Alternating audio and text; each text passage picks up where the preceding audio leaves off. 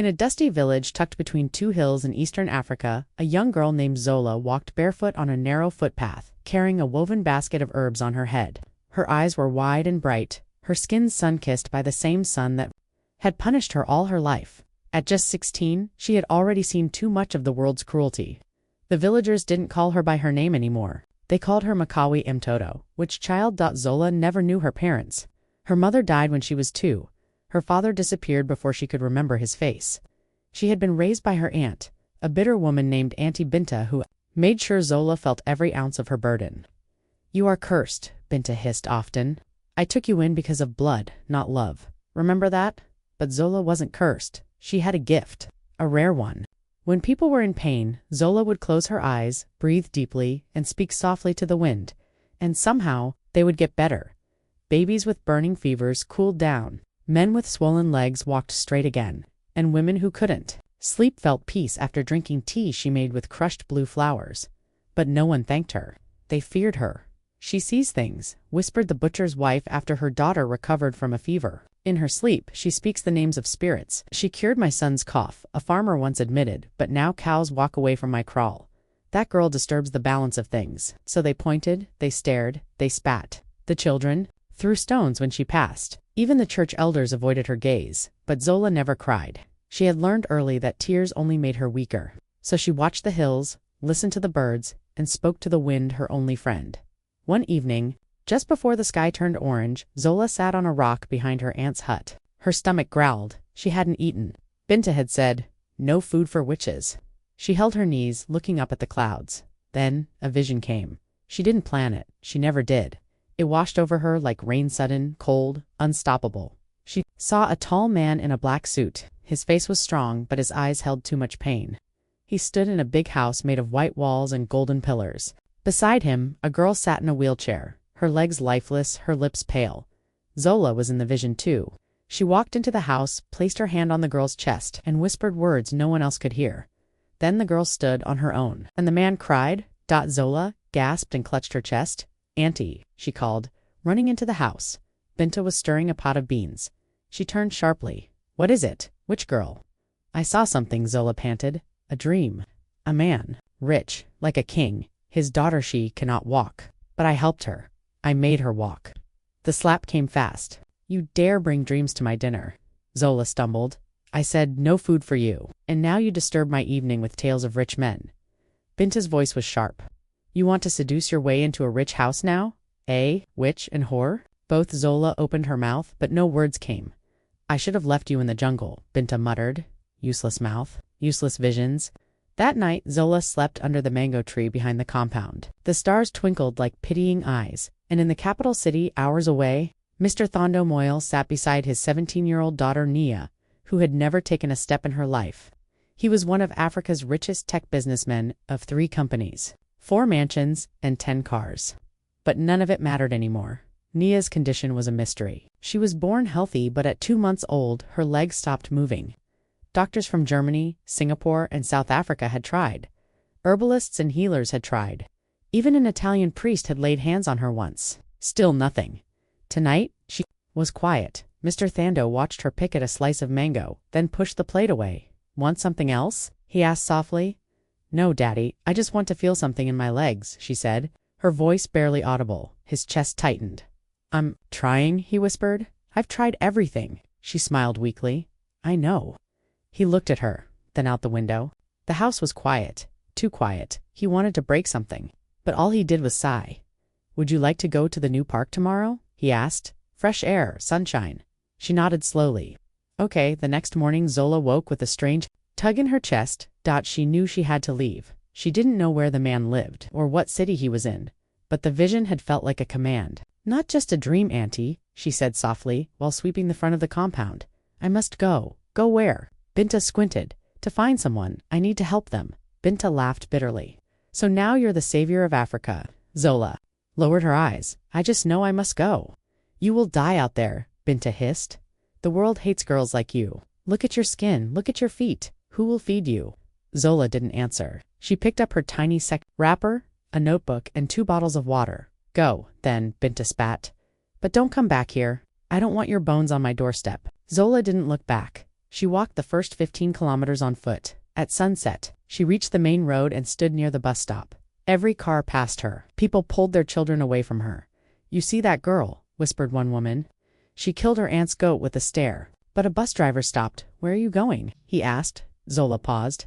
"I don't know. Then why should I take you?" She looked at him straight in the eyes. "Because someone in the city needs me." The man blinked, unsure why he let her climb in without a coin. When she arrived in the city that night, she had no place to sleep. She laid under a bridge, curled into herself, arms around her sack. She was cold, hungry, afraid, but still. The vision pulled her like a string tied to her chest. Across town in the billionaire's mansion, Mr. Thando tucked Nia into bed. He had canceled his meetings for the week. He sat by her, holding her hand. "I had a dream," Nia whispered.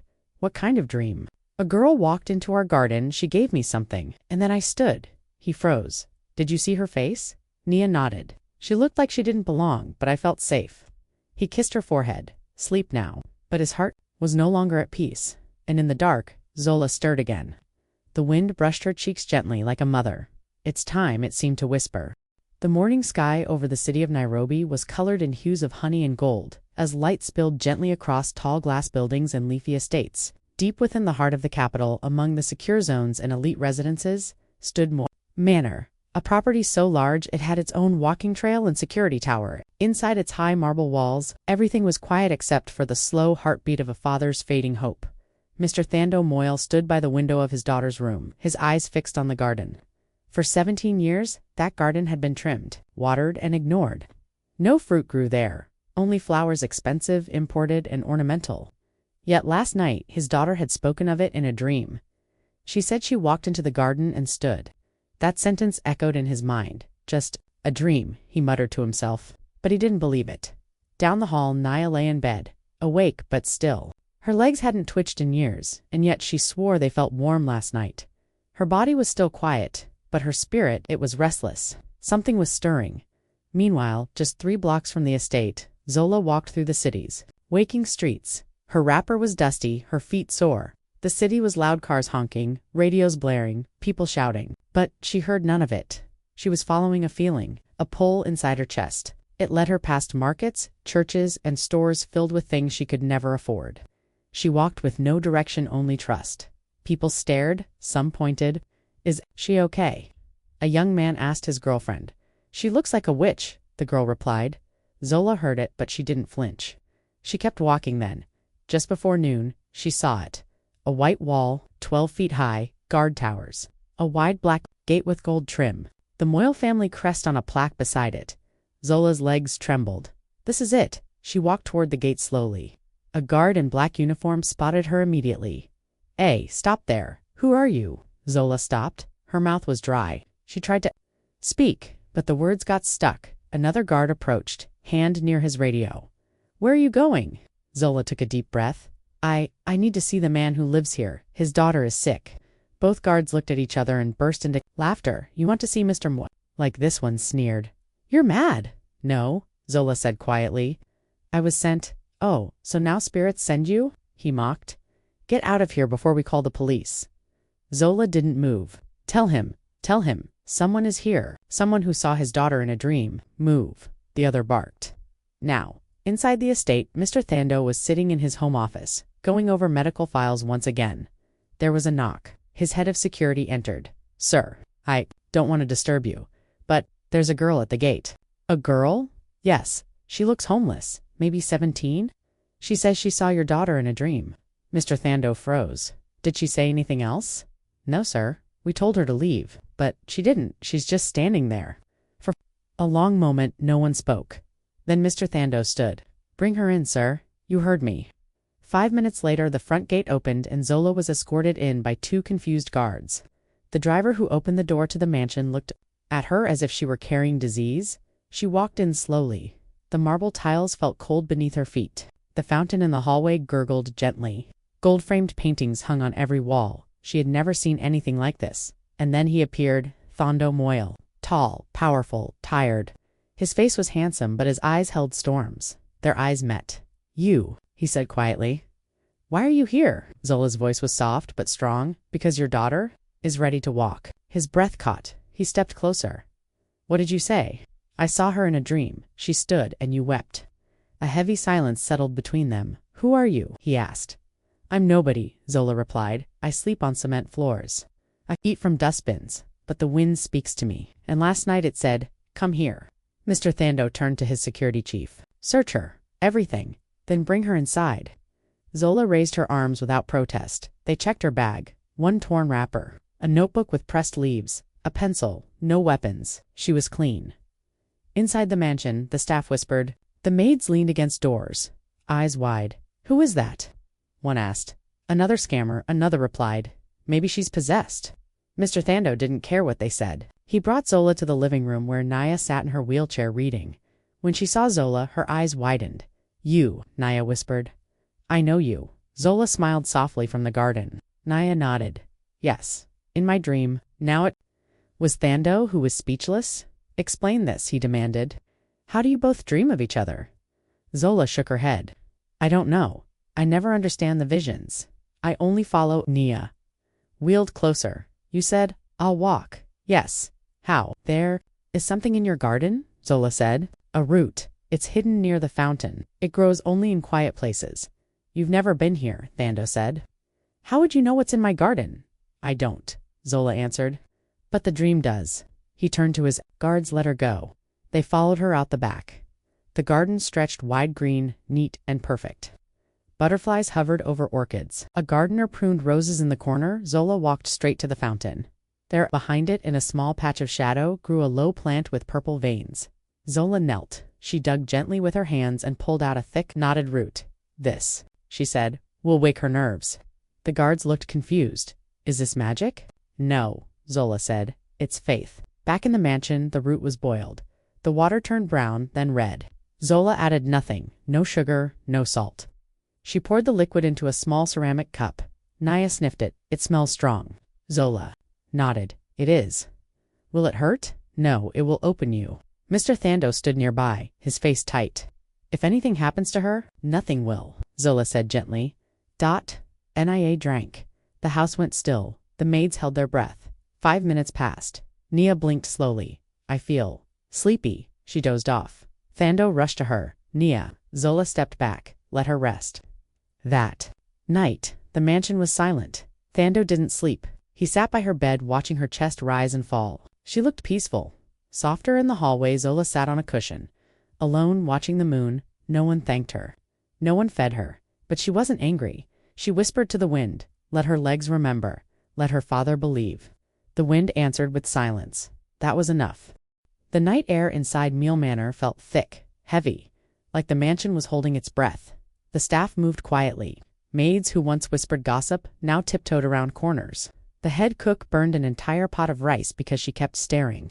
Down the hallway, even the guards outside the gate spoke in hushed tones over the radio, because upstairs, in the room wrapped with velvet curtains and imported pillows, something was happening. Nia Moyle, the billionaire's only daughter, deeply under a cream-colored blanket. Her chest rose and fell slowly. Her palms rested on her stomach. And her legs, those legs that hadn't moved in 17 years, had begun to twitch ever so gently beneath the sheets. Her father, Mr. Thando, sat slumped in the armchair beside her bed. He hadn't slept all night. His eyes were bloodshot, but he didn't care. He watched her face, her hands, her legs.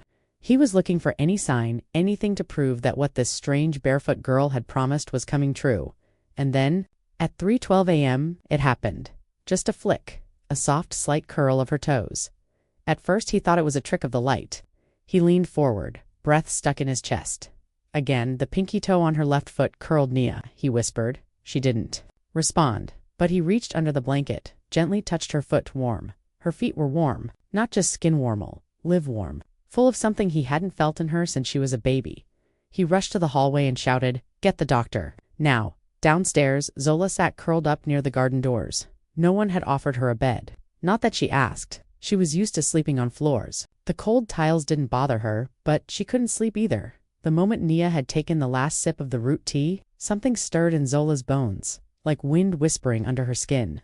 Something sacred was happening. She just didn't know what. She kept her eyes closed and listened, not with her ears, but with the part of her soul that always heard more than most people did. And in the silence, she felt it a ripple. Like water when something touches it, like a heartbeat returning. She will wake soon, she whispered to herself, and when she does, the world will change. By morning, the doctor arrived, rubbing sleep from his eyes. Sir, what is it? Thando pointed. Touch her legs. The doctor knelt, checked her reflexes, tapped her knee. He reached down and gently squeezed Nia's toes. They curled. Oh, he gasped. She's asleep, Thando said. But her feet, they're moving. They've never done that before. This is impossible, the doctor whispered. It's happening, Thando said, voice shaking. Something is happening. The doctor stood, frowning. Sir, you must be careful. This girl you brought here, Zola, this could be a coincidence. We should do tests, measure neural responses. Check no, Thando interrupted. We've done 17 years of tests. Not anymore. The house staff gathered in silence. They peeked into Nia's room when no one was looking. They looked at each other with wide, frightened eyes. She really moved. I heard it myself. What kind of girl is that, Zola? Do you think she's a prophetess?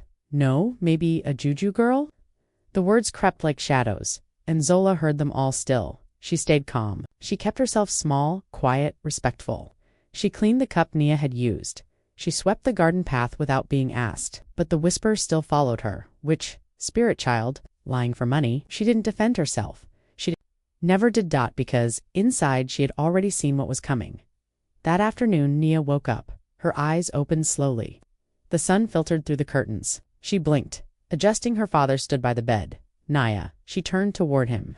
Hi, Daddy, how do you feel? She paused, then slowly said, My body feels different, heavy, but warm. He sat beside her and took her hand. Do you feel anything? In your legs? She was quiet for a moment, then nodded. I felt my toes last night. In a dream, I was standing. Thando smiled through tears. That wasn't a dream. By evening, Zola was called upstairs. She entered the room slowly, head bowed, her feet dusty. Nia looked up and smiled. I saw you again, she said. Zola smiled back. I know. Thando stood beside the bed. Zola, I owe you.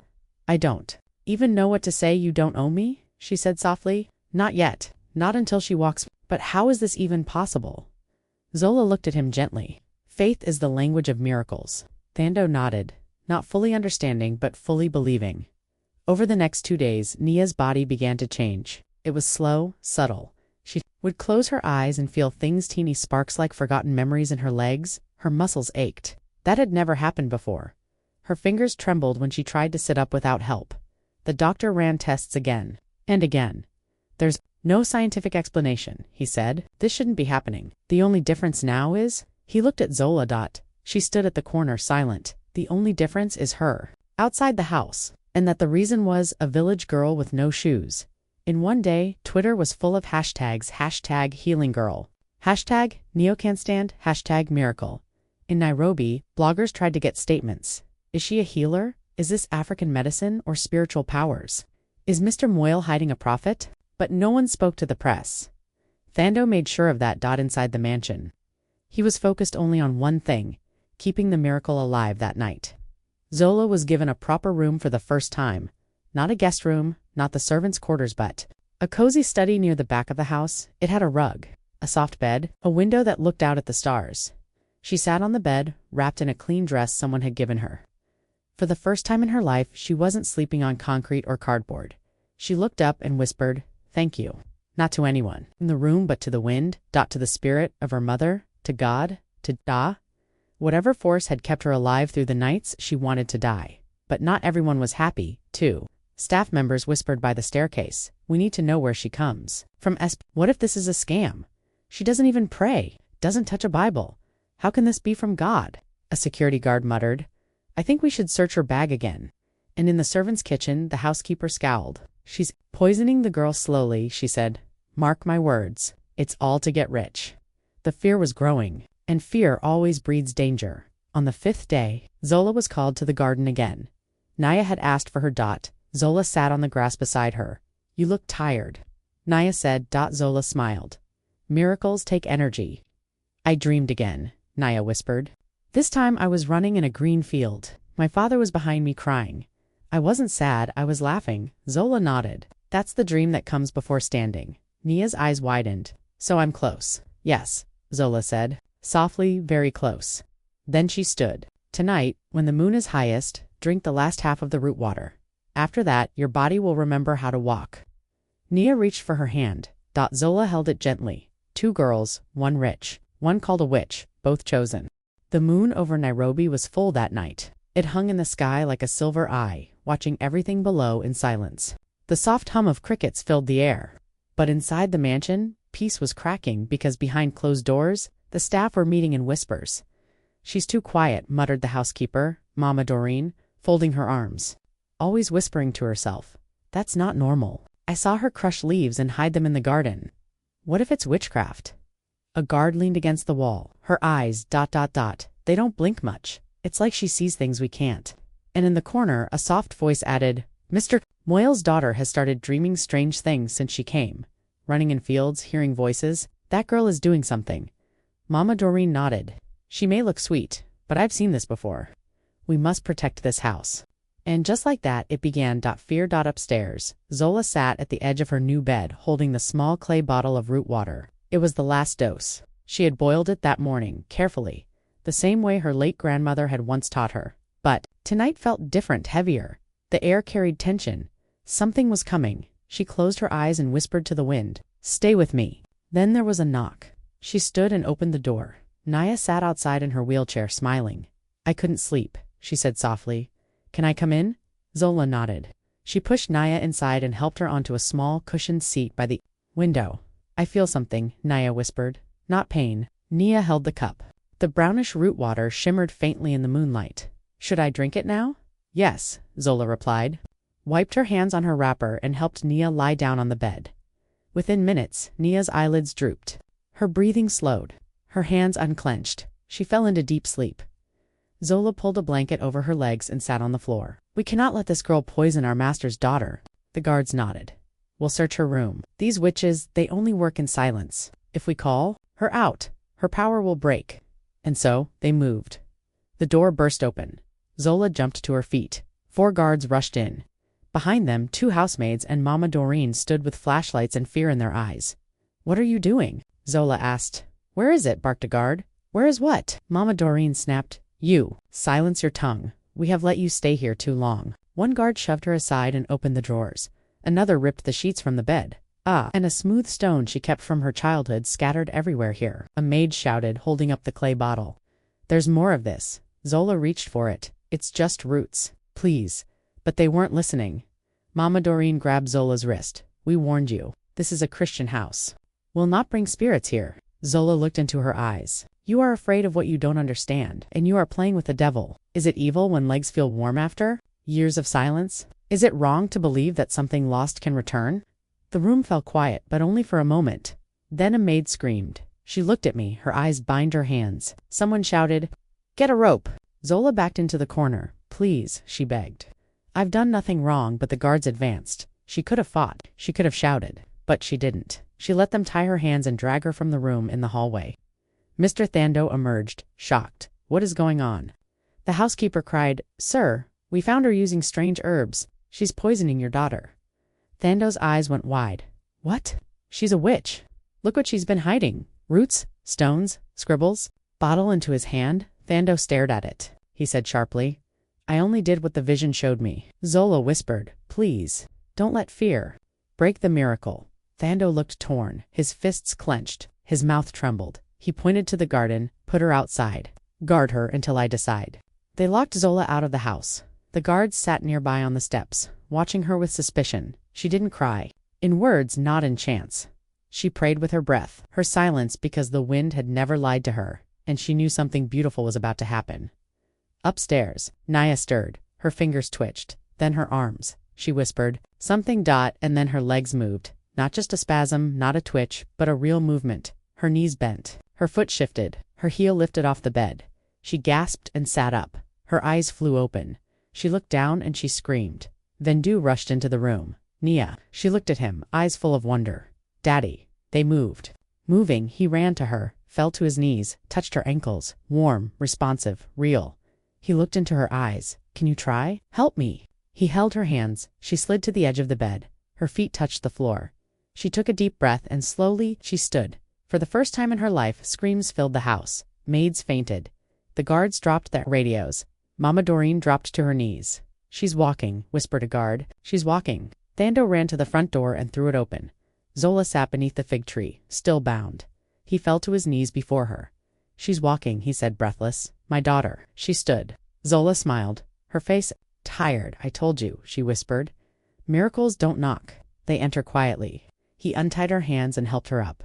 Then, without shame, he bowed his head to her. Forgive me. Zola touched his shoulder. I already did. The news didn't spread, exploded by sunrise. Whispers had become roars. By afternoon, every news channel in Nairobi had broken the story. Billionaire's crippled daughter walks after visit from village girl. That was the first headline. The second one was louder. Witch or miracle worker? Who was the girl behind the healing? Phones rang nonstop in the Moyle mansion. Every journalist wanted the same thing, the story. News vans lined the outer street. Reporters in bright jackets shouted into microphones while trying to film over the high fence. The gate guards were overwhelmed. Inside the mansion, silence ruled. Zola sat at the dining table, dressed in a simple cotton dress someone had left for her. Her hair was brushed, her face clean, but her eyes were still tired. Across the table, Mr. Thando Moyle sat frozen, elbows on the polished wood, his head resting in his hands. Beside him, Nia stood leaning slightly on the table, smiling. Down at her own feet as though she still couldn't believe they were real. I don't feel heavy anymore, she said quietly. Thando looked up. His eyes were red. You were never heavy, just waiting. She touched his arm. She did it, Daddy. He turned to Zola. Yes, she did. The staff stood by the wall, speechless. No one dared to speak, no, not the cook, who once called her strange, not the maid who called her cursed, and not Mama Doreen, who had led the charge to throw her out. They stood like shadow-shamed and small. Zola didn't even look at them. She didn't need revenge because truth had already spoken. Outside, cameras flashed. A helicopter circled above for a live aerial feed. Journalists stood on top of cars. Microphones poked through the bars of the gate like reaching hands. Sir, the media is asking for a statement, said the head guard, entering the living room. Then Du stood slowly. They'll get one. He turned to Zola. But only if you want this? Zola blinked. What do you mean? You've stayed silent your whole life. But now the world is watching. You can speak, or you can walk away. I will protect either. Choice. Zola looked at Naya, then at the tall windows, then at her own hands. Let them see, she said softly. But let me speak. That evening the gates opened. A press conference was announced. The garden was set with chairs, cameras, and a small stage. On it stood 3 people. The billionaire father, his daughter, and the barefoot girl who healed what science could not.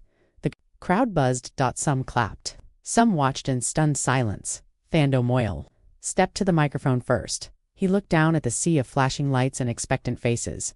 My daughter was born with legs that never moved. For 17 years, we searched for answers. Doctors from 5 continents, faith healers, technology, herbs, prayers. Nothing worked. He paused. But last week I gave food to a girl outside a park. She was barefoot, dirty, alone. I didn't know her name. I didn't know her story. But I gave her food and she gave me back my daughter.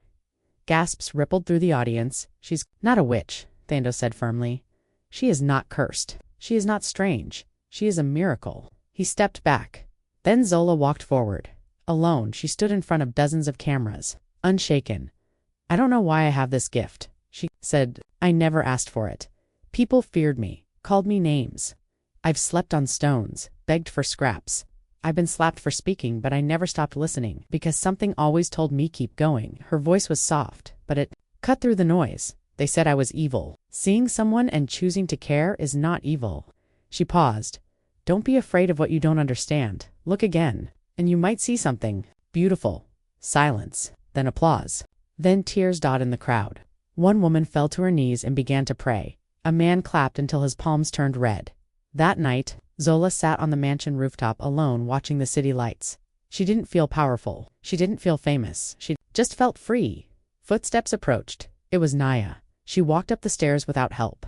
Slowly, carefully, but with strength in her step, she sat beside Zola. Do you think it'll last? Nia asked. The walking? Nia nodded. Zola looked at the stars. If you believe it, it will. I do. Then it will. They sat in silence then, Nia whispered. People are going to want things from you now. Interviews, photos, miracles. Zola sighed. Let them come. I won't give more than I have. You gave me everything, Nia said. Zola smiled. And you gave me something too. What a voice. Back in the village Zola had left, the news reached even the smallest huts. People gathered around radios, phones, and tiny TVs. When her name was announced, many gasped. Zola. That Zola. Which girl Zola? No. Miracle Girl Zola now. Children, who had once thrown stones, now stared in awe. Women who had crossed the road to avoid her now clutched their chests, and Auntie Binta, who had driven her away, sat on her stool in silence. Neighbors no longer visited. They whispered behind her fence. You? Cast her out. She made the rich man's daughter walk. Binta said nothing, only stared at the pot of beans she stirred. It tasted bitter. Shame always did. Back in Nairobi, Thando sat with Zola in his office. I want to give you a house, he said. A car. A life. Zola shook her head. I don't need more than a safe bed and clean food. You deserve more. I only want one thing. What is it? A school? For girls like me? Girls who are different. Girls who see things. Thando nodded. Then that's what we'll build. And so, the Zola Foundation was born. Not in marble buildings, but in the hearts of people who were once forgotten. Children with autism. Girls who couldn't speak. Boys with shaking hands. Young ones who heard the wind. Just like her. The world still didn't understand, but Zola didn't need them to, because now, they saw her, not as a curse, but as the girl who proved that even dust can shine when the light is right. 2 weeks after Nia walked for the first time, the Moyle estate had become something else entirely. It wasn't just a home anymore, it was a beacon. Every morning letters arrived, some in fine white envelopes sealed with gold. Others scribbled. On torn pieces of notebook paper with dirty fingers and desperate hope, they all said the same thing. Please help us. They came from cities, from villages, from across borders. Some waited outside the gate, sleeping on the roadside, praying for even 1 second of Zola's time.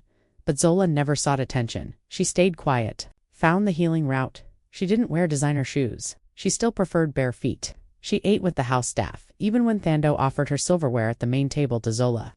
Nothing had changed except the world now watched her like she was a prophet, but fame carries shadows, and shadows never sleep long. Somewhere in a sharp-suited man slammed his phone on the table. She's a fraud, he hissed. His name was Dr. Juma Asanji, head of Kenya's most famous medical center.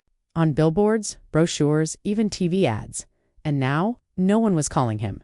No one asked about his hospitals. They all asked about Zola, the barefoot girl who did what 100 doctors could not. I will not be replaced by a witch child, he growled. His assistant, a nervous woman with glasses, glanced up. Sir, she's just a girl. No, he replied coldly. She's a storm. Back at Mule Manor, Zola sat beside Nia under the garden tree. I think I'll go back to school, Nia said, her legs crossed under a light blanket. Zola smiled. Good, you could come too. You'd be the smartest girl there. Zola shook her head gently. Books are good, but my lessons come from the wind, Nia laughed. You still talk like a forest, and you still laugh like a bell, Zola replied, smiling. Just then, a gate guard came running. Sir, she won't come inside. She says she can't. She's scared. Zola didn't wait. She walked toward the gate. Nia tried to follow in her chair, but Zola turned and whispered, Stay. This one is for me. At the gate, a thin woman stood, wrapped in a faded red shawl. Her eyes were swollen from crying. In her arms, a boy no older than 6. Limp and pale, Zola approached gently. What is his name? The woman dropped to her knees. His name is Keto. Please help him. He hasn't spoken in 3 years. He doesn't eat. Doctors say his brain is broken. Zola knelt before her. She didn't speak. She didn't rush. She simply touched the child's forehead with the tips of her fingers and closed her eyes. The guards watched. The mother trembled, and the wind picked up gently, as if in recognition. After a long pause, Zola spoke. Boil water, add honey, grind 3 red pepper leaves and a tiny piece of banana root. Make him drink a spoonful at dawn, at noon, and at sunset, for 3 days. The woman looked up. Is that all? Zola nodded. And tell him you believe in him. Say it every hour. The woman clutched her chest. Thank you. Thank you. Zola stood. Now go. The woman backed away, still bowing, still weeping. The guards stared in silence. But not all were silent. The next morning, the newspapers carried a different headline. Billionaire's miracle girl facing new accusations. The article, written by a concerned medical official, claimed that Zola was spreading dangerous, unverified treatments to vulnerable people. It questioned her mental state, called her a girl with delusions of grandeur. Even worse, it hinted that she might have used hypnotism to manipulate Naya. The photo used was taken secretly, Zola barefoot in the garden, Eyes closed, hands raised. It made her look strange. Alien. Within hours, social media split in two. Some defended her, others tore her down. Who is she really? Where's the scientific proof? Is this all a scam to get attention? In the mansion, Thando crumpled the newspaper. I should sue them. Zola sat calmly at the kitchen table eating boiled yam. Let them speak. They're lying. I know you have to fight back. Zola looked at him gently. No, the wind does not argue with dust. It waits for the storm. Thando stared at her for a long time, and then, with a strange peace in his chest, he nodded. The third day came. The boy Keto drank the herbal mix faithfully. At dawn, nothing. At noon, nothing but at sunset. As the sun touched the horizon, his mother fed him the final spoon. He blinked, his lips twitched, his eyes watered, and then, in a soft, broken voice, he whispered, Mama. Legs reached for her face and said, I want porridge. And the village wept. By the next day, news stations were back at the Moyle Gate, but this time, said, we want to know how he spoke again. Mama Doreen, now Zola's biggest defender, folded her arms. She's not giving interviews. She's working. And Zola, she was in the garden again, feet in the dirt, eyes on the sky, whispering not to be famous, not to be rich, but to stay rooted, because she knew miracles don't ask for credit, they just happen. That night, Zola sat with Naya and Thando on the rooftop terrace. The moon was out. The wind was gentle. You've changed us, Thando said. Zola shook her head. You changed yourselves. I only reminded you of what was possible. Nia turned. What now? Zola looked at her. Now we find others. Others like me. Others like Keto girls, hidden in fear. Boys silenced by shame. We find them, and we let them bloom. Thando smiled. And we'll build the schools. We'll give them books and beds and places to dream. Zola nodded. For once, the world will listen. Not to the loudest voices, but the truest ones. And, as the stars sparkled above and the wind wrapped around them like a blanket, the girl they once called a witch had become something else entirely. A healer, a leader, a whisper that turned into thunder, and the beginning of a much bigger story. It had been exactly 43 days since Naya Moyle took her first steps. And in that time, Zola's name had gone from whispers in the wind to headlines on every screen in East Africa. Some called her the Barefoot Healer, others the Miracle Whisperer, and a few simply said, she's the girl who listens when no one else does. But Zola didn't care about titles. What mattered most to her was something else. The school. Not a school for perfect students. Or rich children with gold pens. No. This school would be for the misunderstood, for those born with strange gifts, unseen talents, or quiet voices. It would be for girls like her, boys like Keto, children who felt too different to belong anywhere. And now, it was finally ready. The land had been donated by Thando Mule, carved from his second estate, soil, wide skies, and sunlight that poured like honey. The buildings were modest but strong. The walls were painted with colorful murals, dancing figures, open hands, butterflies, and birds with open wings at the entrance. Carved above the arch in Swahili were words Zola had written herself, Aquili hutembea kwa migu. Yake, truth. Walks on its own feet. On opening day, children arrived barefoot. Some shy, some scared. A few had visible differences, twisted legs, birthmarks, stutters. Others were quiet, strange, or too clever for their age. Zola greeted each one by name. Not because she knew them, but because she saw them, and every child could feel it. Naya stood beside her on the small wooden stage. She wore a sky-blue dress and held Zola's hand. I thought this would never happen, she whispered. Zola smiled. Miracles always feel impossible until they begin. Then Thando stepped forward and gave the first speech of his life without a prepared script. He simply said, I once thought money could buy healing, but I was wrong. Kindness is more powerful than money, and truth is louder than fear. The children clapped, not because they were told to, but because they believed it. But even on that joyful day, Zola felt something missing. The place where it had all begun. The home that had never been a home. The village that once called her Makawi Mtoto, which, girl. And so, 3 days after the school opened, she packed a single bag, wore her old wrapper and scarf, and told Thando quietly, I need to go back. The drive was long and quiet. She didn't bring guards. Only Nia, who insisted on coming. If they call you names again, I'll defend you, Nia said. Fists small but fierce. Zola smiled. They don't need punishment. They need a second chance. When the old village appeared on the horizon, Zola's breath caught in her throat. Nothing had changed. The dusty roads, the tilted shacks, the familiar mango tree. She stepped out of the car slowly. People turned, eyes widened, mouths opened. Children, paused in play, one woman dropped her bucket. "Is that yes?" someone whispered.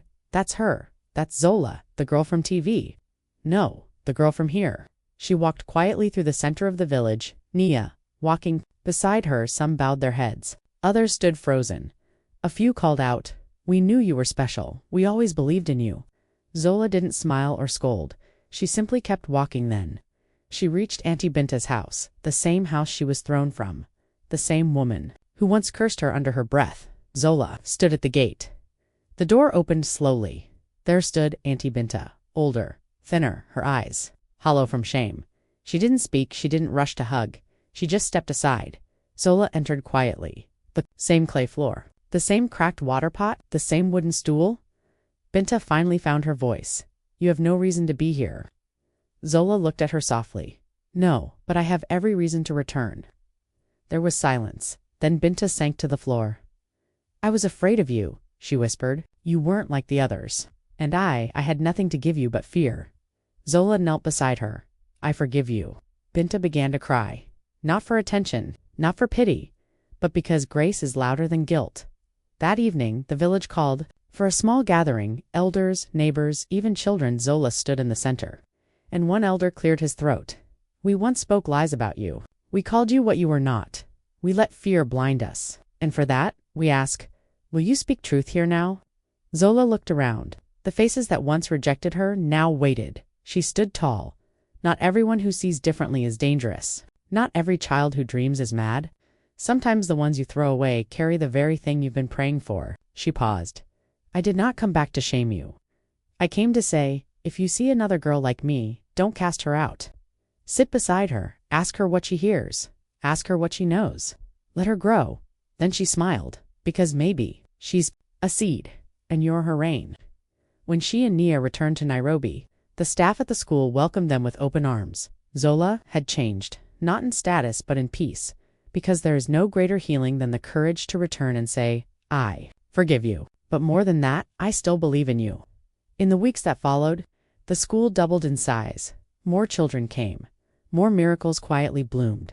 Zola never called herself a healer. She never took credit. She only smiled, whispered to the wind, and told every child the same words. "You are not broken. You are becoming." And the world listened at last. Asterisk. It had been nearly a year since Zola first walked through the black and gold gates of Moyle Manor, with nothing but dust on her feet and a vision in her chest. In that time, she had healed bodies, opened hearts, silenced lies, and built a school for the forgotten. But despite the world's applause, one thing had remained the same. Zola never saw herself as a miracle.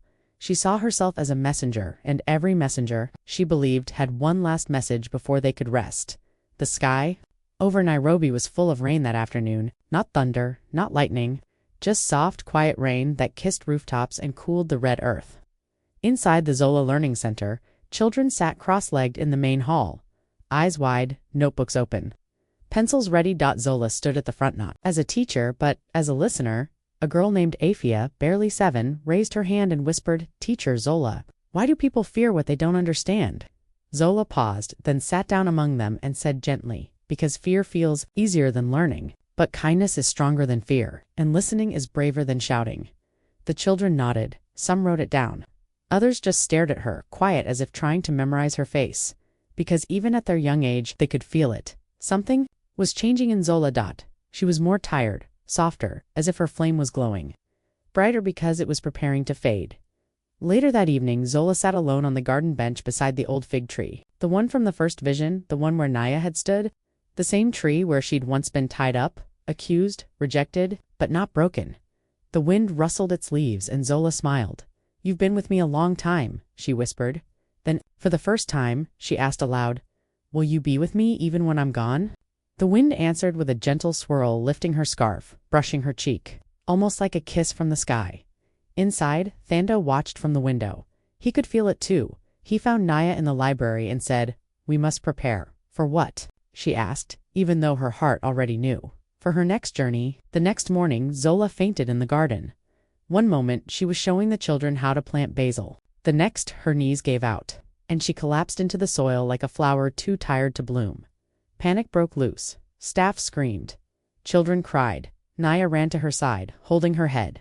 "Zola, Zola, wake up." Zola blinked slowly. I'm okay, she whispered. But everyone knew she wasn't. The doctors came, they found nothing wrong. Blood normal. Heart strong, brain sharp. But Zola was fading. Not in sickness.